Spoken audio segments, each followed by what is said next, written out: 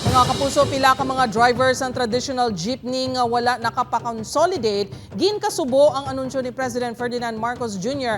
nga tubtob na lang gid sa Disyembre 31 ang deadline kag hindi na ang mga ini makabiyahe sa mga dalanon. Ini ang gin tutukan ni Tess Ordales. Mathag ang pahayag ni President Ferdinand Marcos Jr. kahapon nga wala na sang extension ng consolidation matapos ang December 31 nga deadline. Gani ang pila ka mga driver nagapanumdum na sang pwede himuon nga palangabuyan kung hindi na makabiyahe sa dalan. Wala na tayo na mahimo sa ilang desisyon nga mo sinasal.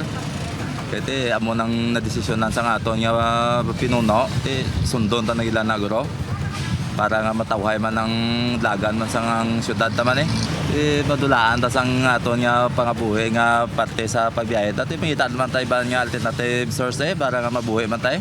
25 katuig na nga PUJ driver si Tatay Rico. Nasubuan nini nga magbulag sa iya jeep pero mas nasubuan nini nga wala na sang ipakaon sa iya pamilya. Mangitan man liwat nga dala ni, applyan nga driver ni. Iti amo nam lang ning pangbuyan tan ni, iti wen man tamimo kan di nagbiyahe. Di mangita nam ta iban nga driver ni. Base sa anunsyo ni PBBM, ang mga operator nga mapaslawan nga magpag-consolidate antes sa December 31, hindi na sara nga maka-operate.